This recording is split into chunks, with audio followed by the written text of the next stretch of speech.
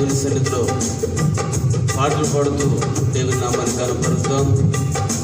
దేవుడు మన ఆత్మీయాత్రలో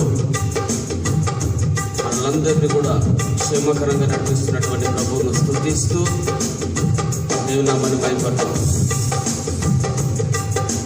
పోరాటం, ఆత్మీయ పోరాటం, చివరి శ్వాస వరకు ఈ పోరాటము ఆగదు.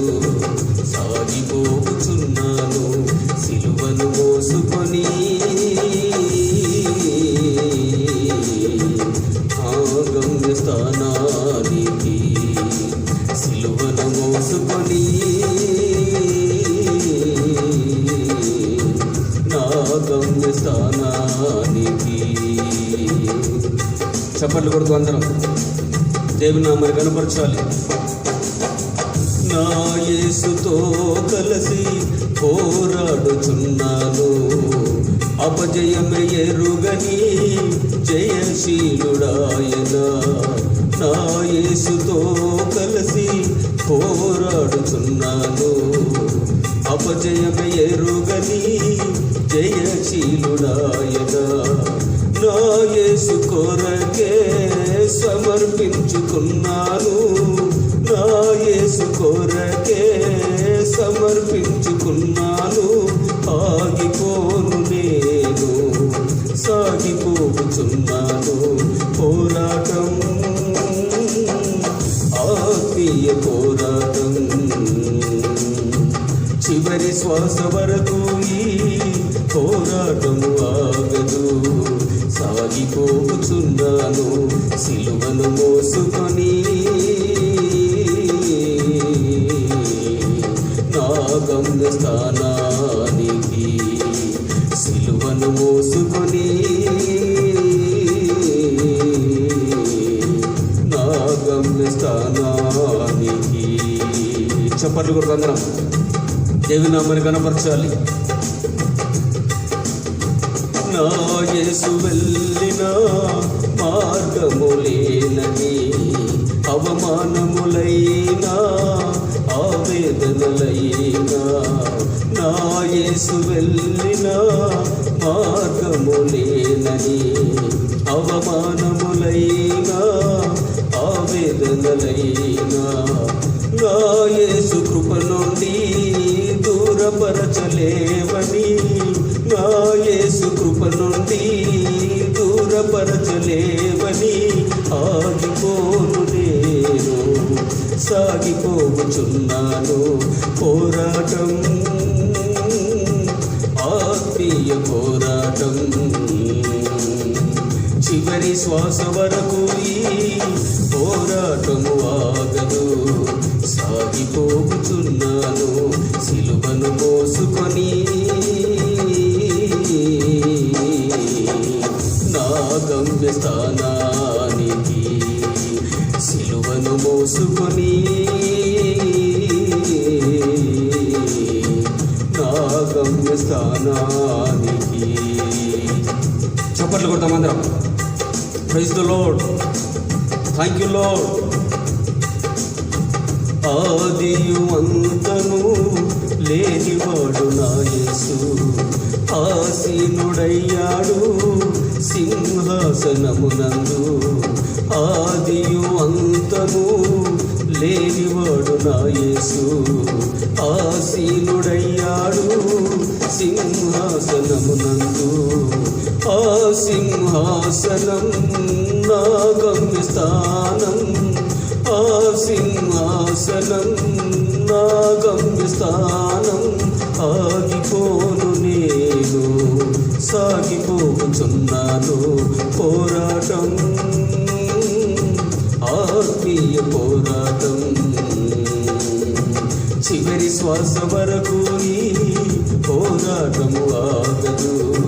సాగిపోచున్నాను సిలువను మోసుకొని, నా గమ్యస్థానానికి సిలువను మోసుకొని, నా గమ్యస్థానానికి సిలువను మోసుకొని. మోసుకొని నా గమ్యస్థానానికి పోరాటం, ఆత్మీయ పోరాటం. అందరు పాడుతూ పోరాటం, ఆత్మీయ పోరాటం. చివరి శ్వాస వరకు ఈ పోరాటము ఆగదు. సాగిపోచున్నాను సిలువను మోసుకొని నా గమ్యస్థానానికి. సిలువను మోసుకొని, సిలువను మోసుకొని, సిలువను మోసుకొని, సిలువను మోసుకొని ఆగిపోను నేను, సాగిపోతున్నాను. పోరాటం, ఆత్మీయ పోరాటం, పోరాటం, ఆత్మీయ పోరాటం. చివరి శ్వాస వరకు ఈ పోరాటము ఆగదు. చివరి శ్వాస వరకు ఈ పోరాటము ఆగదు. చివరి శ్వాస వరకు ఈ పోరాటము ఆగదు. సాగిపోచున్నాను సిలువను మోసుకొని నా గమ్యస్థానా. ఆమేన్. సిలువను మోసుకొని నా గమ్యస్థానానికి. సిలువను మోసుకొని, సిలువను మోసుకొని, యేసు సిలువను మోసుకొని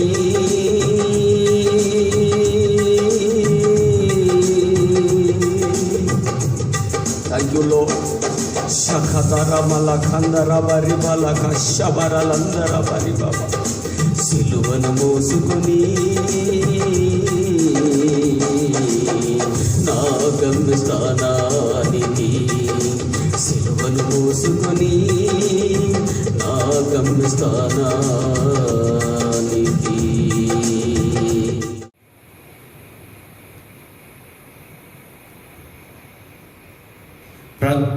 తండ్రి మీకు వందనాలు. ప్రార్థన చేసుకుందాం. మనమందరము కూడా ఇందాక దేవుని ఆరాధించున్నాము.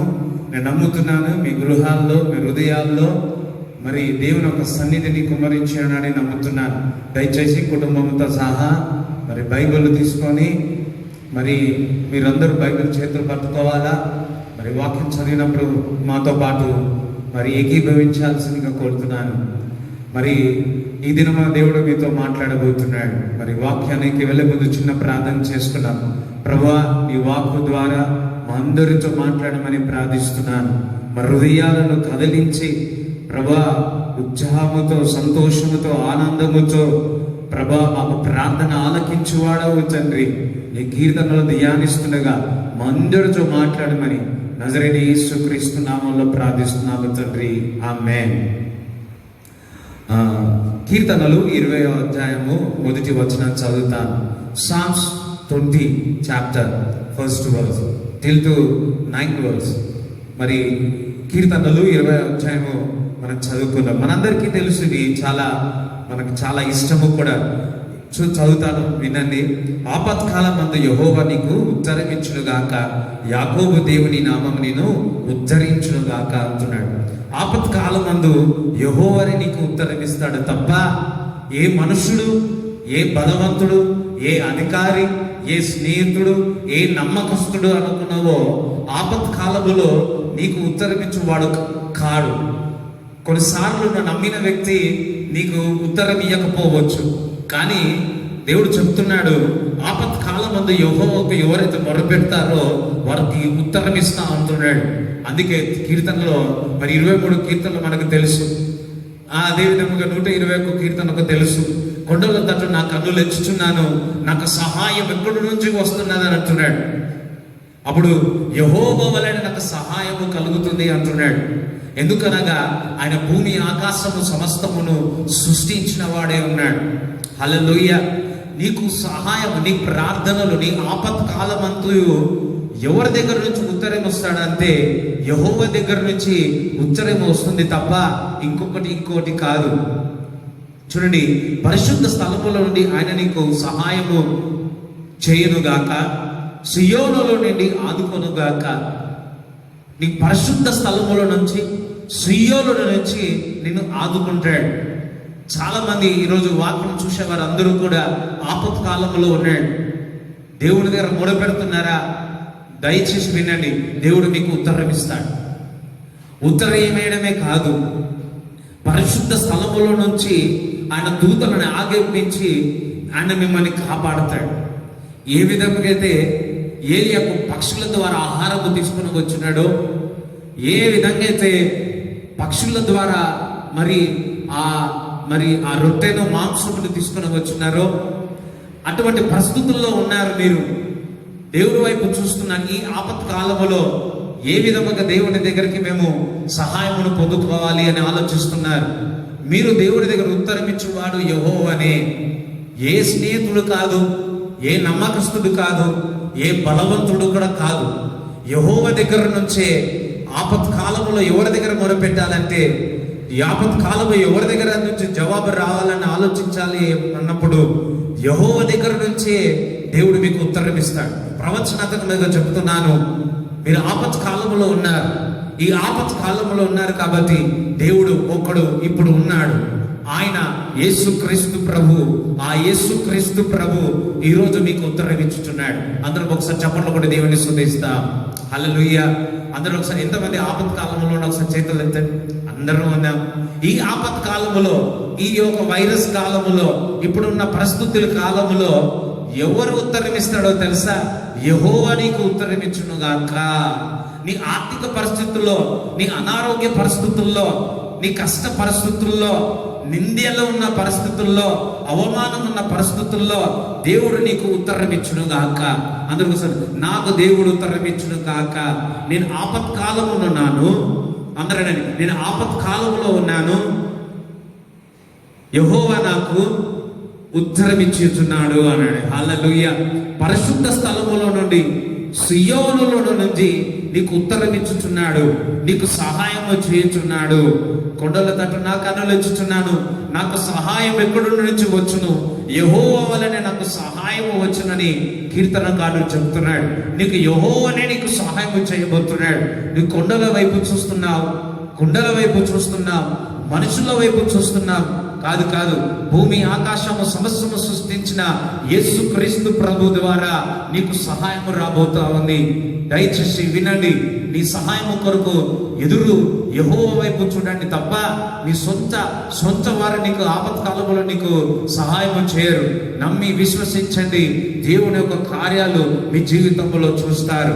అంతేకాదు, ఆయన నీ నైవేద్యములన్నీ జ్ఞాపకం చేసుకుంటున్నాడు. ఇక్కడ చూసినట్లయితే ఆపత్కాలంలో ఉన్నావు, నువ్వు అనేకమైన అన్ని దేవుడికి అర్పణలు ఇచ్చి ఉన్నావు, దహనాల బలులు అన్నీ అంగీకరించి ఉన్నాడు. చున్నుగాక అంటున్నాడు ఇక్కడ. నీవు దేవుడికి ఎంతో చేసి ఉన్నావు. చూడండి, రెండు ఇక్కడ, ఒకటి ఇందాక మనం 2 వచనాలు చదువుకున్నాం. 3, 4 చూసినట్లయితే ఈ విధంగా నీ వైద్యములన్నీ కూడా జ్ఞాపకము చేసుకొనుడు గాక, నీ ధన బలములు అన్నీ కూడా అంగీకరించును గాక, నీ కోరికలు సిద్ధింప చేసి నీ ఆలోచన యావత్తును సఫలపరచును గాక. ఆమేన్ అన్నాడు 3 సార్లు అండి. ఆమేన్, ఆమేన్, ఆమేన్. ఇక్కడ చూసినట్లయితే మొదటిగా నీ నైవేద్యములన్నీ జ్ఞాపకము చేసుకోమంటున్నాడు, దహన బలులన్నీ అంగీకరించున్నాడు.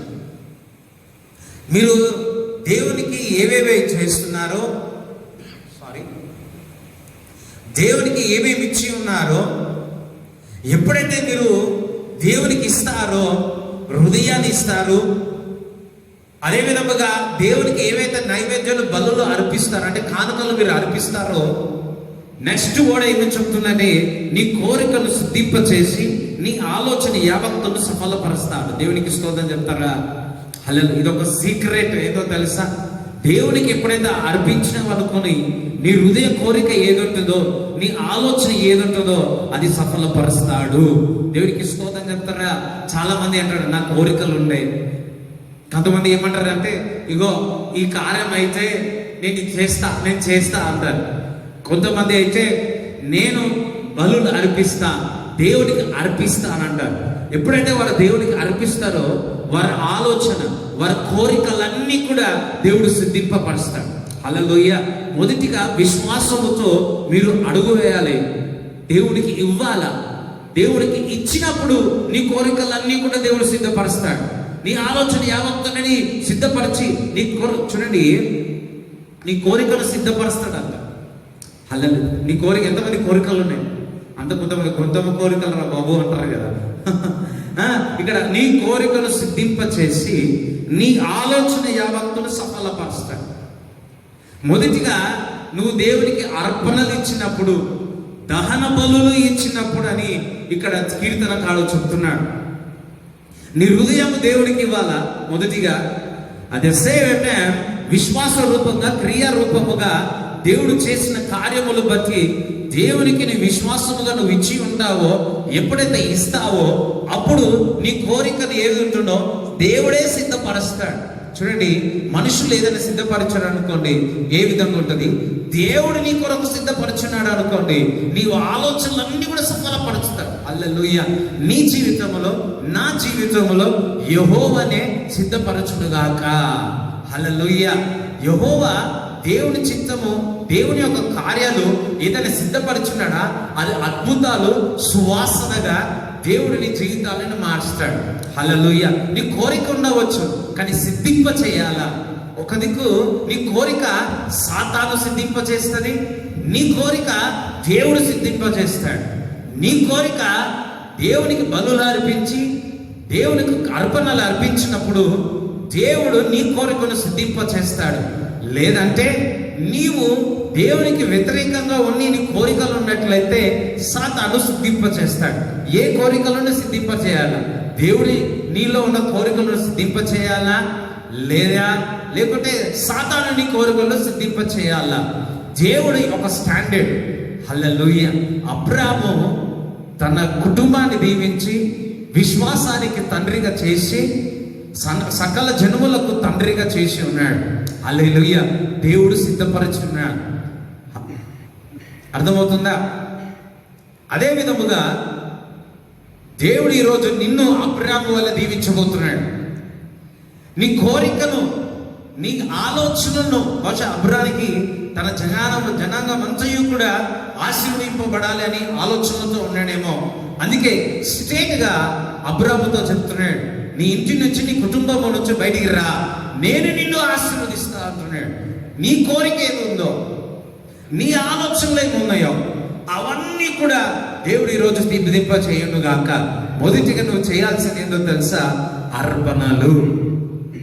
అదొకసారి అర్పణలు అని, దహన బలులు అని అంగీకరించాలి. అర్థమవుతుందా? అంగీకరించాలి. Thank you Jesus, thank you Lord, praise the Lord, hallelujah. Thank you Jesus, thank you Lord, hallelujah, hallelujah, thank you. నీ కోరికను సిద్ధింపచేసి నీ ఆలోచన యావత్తును సఫలపరచునుగాక. ఈరోజు మీ యొక్క కోరికను, మీ ఆలోచన యావత్తును సఫలపరచునుగాక. నమ్మిన వారందరూ కూడా చప్పట్లు కొట్టి దేవుని స్తుతించాలని. అయ్యో, కొంతమంది చప్పట్లు కొడతలే, ఏమో అనుకోవద్దు, విశ్వాసంతో చప్పట్లు కొట్టాలి. యెహోవా నీ రక్షణ బట్టి మేము జయోద్వాహము చేయుచున్నాము, మా దేవుని నామమును బట్టి నా ధ్వజం ఎత్తుచున్నాము, నా ప్రార్థనని యెహోవాల సఫలపరచునుగాక. చూడండి, ఈరోజు ఒక మాట చెప్తున్నాను. ఎంతమంది ప్రార్థన చేయుచున్నారు? ఎంతమంది విశ్వాసముతో ప్రార్థన చేయుచున్నారు? దేవుడు ఈరోజు చెప్తున్నాడు, యెహోవా ప్రార్థనని సఫలపరచునుగాక. అంటే నా ప్రార్థనలన్నీ, నా విజ్ఞాపనలన్నీ సఫలపరచునుగాక అన్నాడు. హల్లెలూయా. ఏమేమి ప్రార్థన చేస్తున్నారో, ఏమేమి మరి చూడండి, చాలా బాగుంది. ఆపత్కాలం ఒకటి అయినాడు, ఇంకా దహన బలుల తర్వాత కోరికలు అన్నాడు, తర్వాత రక్షణ అని చెప్పి రక్షణ తీసుకున్నాక గొప్ప భాగ్యం ఏందో తెలుసా? మనము దేవుని యొక్క కుమారులు కుమార్తెలే ఉన్నాం. దేవుని యొక్క కుమారులు కుమార్తెలు అయినాము కాబట్టి దేవుడు మన ప్రార్థనను అంగీకరిస్తాడు. హల్లెలూయా. నీ ప్రార్థనను అంగీకరించాలి అంటే యేసయ్య రక్తములను కడగబడాలి. చాలా మంది ప్రార్థన చేయించుకుంటారు ఫోన్లో, లేకపోతే మందిరానికి వస్తారు, కానీ వారు రక్షణ పొందారు. వారు బాప్తిజం తీస్తారు, సంవత్సరాల నుంచి వస్తూ ఉంటారు, బాగా అవుతుంది, కానీ బాప్తిజం అంటే మాత్రం వెనుకకు వెళ్ళిపోతూ ఉంటారు. స్వస్థత కొరకు వస్తారు. సరే, నువ్వు వస్తున్నా, నీ ప్రార్థనలు ఆలకించాలి అంటే నువ్వు నమ్మి విశ్వసించి బాప్తిజం పొందాలి.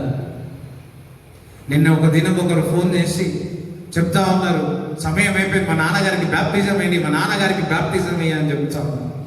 2-3 సంవత్సరాల నుంచి బాప్తిజం తీసుకో అంటే వారు ఏమో లేట్ చేస్తా ఉన్నారు వారి నాన్నగారు. ఇప్పుడేమో అమ్మో దేవుడు రాకడ వచ్చేస్తా ఉంది, ఏమైపోతుందని బాప్తిజం తీసుకోవాలని ఆశపడతా ఉన్నాడు. సరే, ఏ టైం అయినా కానీ హృదయం మారాలా. ఇది చూడండి, వింటున్న వారు మీరు కూడా ఎవరైనా ఇంకా నువ్వు బాప్తిజం తీసుకోకపోతే ఈ హృదయాన్ని దేవుడికి ఇవ్వండి, మీ ప్రార్థనలు దేవుడు సఫలపరుస్తున్నగాక. హల్లెలూయా, థ్యాంక్ యూ జీసస్. అలాగే చూడండి, 7వది చదువుకున్నాం ఒకసారి. కొందరు రథములు బట్టియు కొందరు గుర్రములు బట్టియు అతిశయింపబడుదురు, మనమైతే మన దేవుడైన యెహోవా నామం బట్టి అతిశయింపబడుచున్నాము. మనమైతే యెహోవా నామం బట్టి అతిశయింపబడతా ఉన్నాం. కొందరు రథములు కొందరు గుర్రములు బట్టి అతిశయింపబడతా, అంటే రాజులు అధికారులు బట్టి వారు అతిశయించబడతా ఉన్నారు. కానీ నేను మాత్రం యెహోవాను బట్టి నేను అతిశయించుచున్నానని కీర్తనకాడు ఈ విధంగా రాస్తా ఉన్నాడు. మరి నువ్వు ఏ విషయంలో అతిశయింపబడతా ఉన్నావు? చూడండి, మనం ఎవరిపై విశ్వాసం పెట్టలేము. చూడండి, ఎవరిపై నమ్మకం పెట్టలేము. దేవుని యందు నమ్మకం పెట్టండి.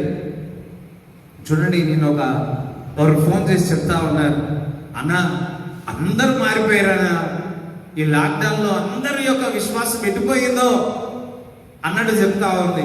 నేను చెప్పా, అది మామూలే, నువ్వు మాత్రం దేవుని యందు బలంగా విశ్వాసంతో ఉండమని నేను చెప్పి ఉన్నాను. హల్లెలూయా. నిజంగా అది విన్నప్పుడు నాకు చాలా బాధ కూడా అనిపించింది. ఏమనంటే, అన్న ఈ లాక్డౌన్లో అందరూ కూడా మారిపోయారన్నా, ఏమో నాకు తెలియదు.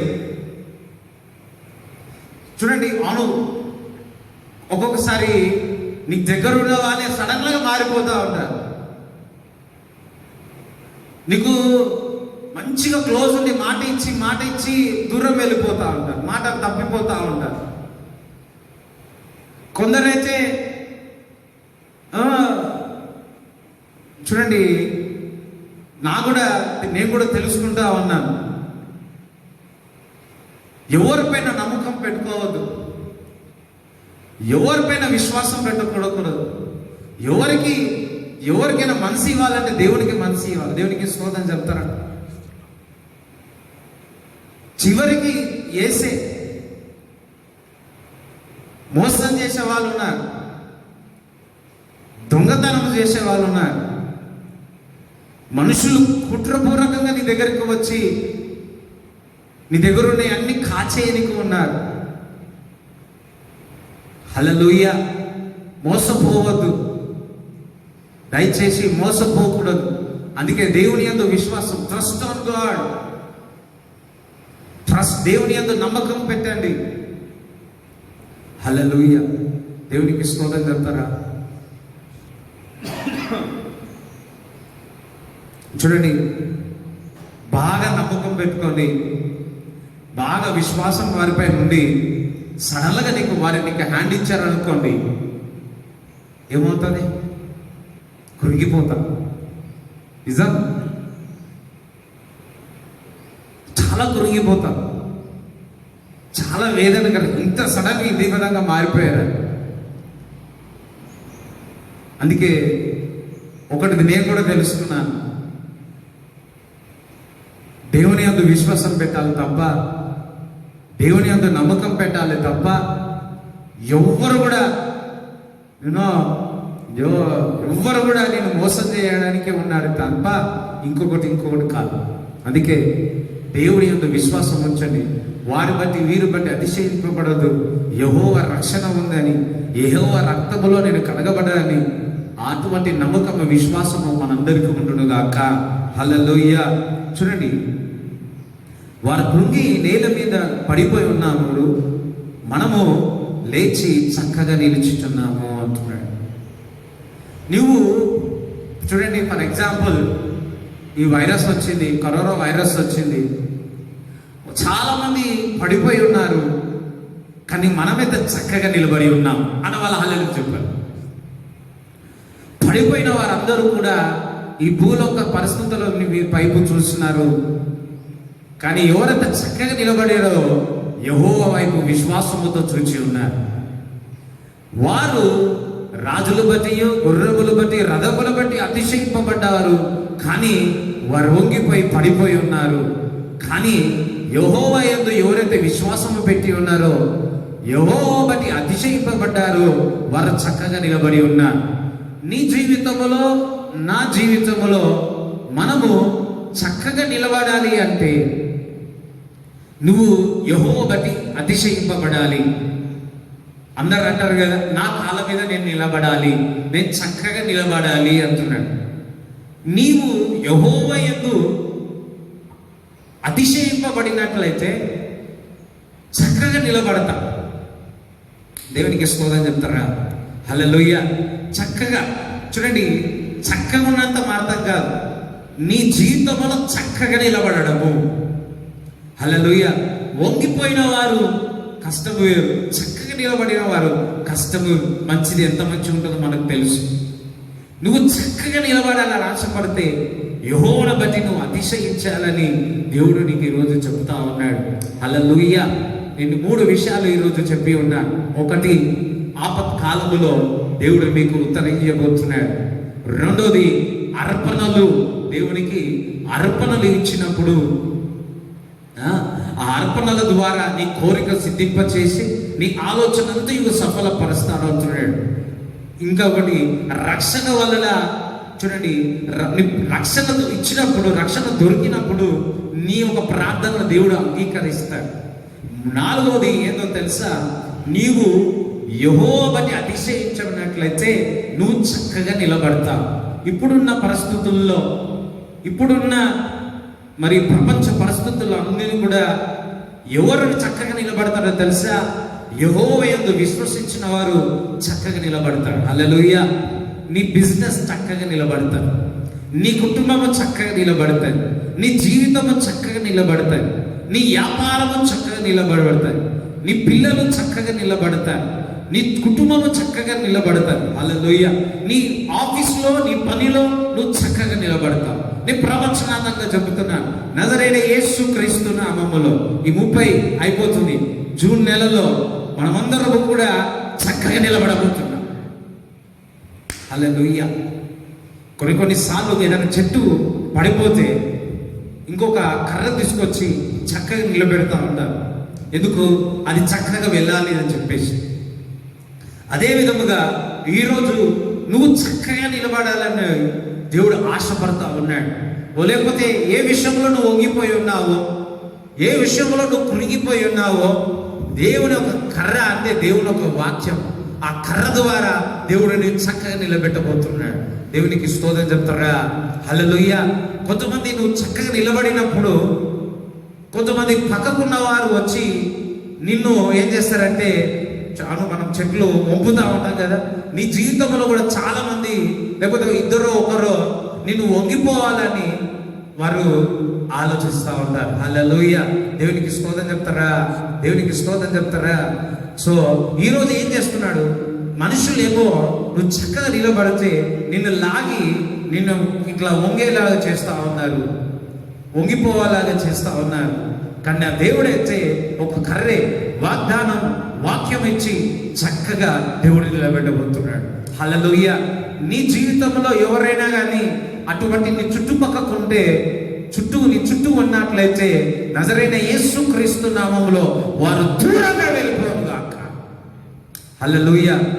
నజరైన యేసుక్రీస్తు నామములో నువ్వు చక్కగా నిలబడాలని దేవుడు ఆశపడుతున్నాడు. మరి దేవుడు రాకడ వస్తా ఉంది. ఆయన రాకడలో చక్కగా నిలబడిన వారు ఆయన సన్నిధికి ఆసన్నమైతారు. హల్లెలూయా. సిద్ధపడండి, చక్కగా నిలబడండి, దేవుని యందు విశ్వసించండి. ఆమేన్. ప్రార్థన చేసుకున్నాం. అందరూ తలలో వంచినట్లయితే మన ఆఖరి ప్రార్థన చేస్తాను. ప్రభా, చెప్పబడిన వాక్యము ప్రభా, ఆపత్కాలంలో ఉన్నావు, నువ్వు ఉత్తరము దయచేయమని ప్రార్థిస్తున్నాను. దహన బలులు అర్పించండి, నీ కోరికను సిద్ధింపచేయవాడు యేసుక్రీస్తు ప్రభు. నీ ఆలోచనలన్నీ కూడా సఫలపరుస్తున్నాడు అని దేవుడు ఈరోజు చెబుతున్నాడు. చూడండి, రక్షణ పొంది ఉన్నారా, దేవుని యందు విశ్వసించినారా, మీ ప్రార్థనలను దేవుడు అంగీకరించి ఉన్నారని నమ్మండి. ఆవేగించే విశ్వాసము చాలు. దేవుడు ఒక కార్యాలు, అసాధారణమైన కార్యాలు చేయబోతున్నాడు మీ కుటుంబంలో. And also we praying Lord, దేవుని యందు చక్కగా నిలబడే అందరము కూడా చక్కగా నిలబడాలని ప్రార్థన చేయించున్నాము తండ్రి. నీ క్రీస్తులో మేమందరం ఇటువంటి పరిస్థితుల్లో, ఇటువంటి ఎకనామిక్ ఫాల్ డౌన్ పరిస్థితుల్లో తండ్రి ప్రభా, మేము దేవుని కుటుంబం, దేవుని సంఘము తండ్రి చక్కగా నిలబడును గాక. నమ్మిన వారు అందరూ కూడా హల్లెలూయా చెప్పండి. Thank you Jesus. ప్రభా, ఎవరైతే అనారోగ్యముతో ఉన్నారో ప్రభా, నజరైన యేసుక్రీస్తు నామములో స్వస్థత కలుగును గాక. వారి శరీరంలో ఉన్న ప్రతి అనారోగ్యం నుంచి విడుదల, స్వస్థత కలుగును గాక. ప్రతి ఆపరేషన్ నజరైన యేసుక్రీస్తు నామములో స్వస్థత కలుగును గాక. ఆపరేషన్ క్యాన్సల్ చేస్తున్నాము తండ్రి. కిడ్నీలో రాళ్ళను బయటికి రమ్మని ఆజ్ఞాపిస్తా ఉన్నాము తండ్రి. లియర్ ఇన్ఫెక్షన్ నుంచి స్వస్థత కలుగును గాక. కంటి చూపు చక్కగా కనబడును గాక అని నజరైన యేసుక్రీస్తు నామములో ప్రార్థన చేయుచున్నాము తండ్రి.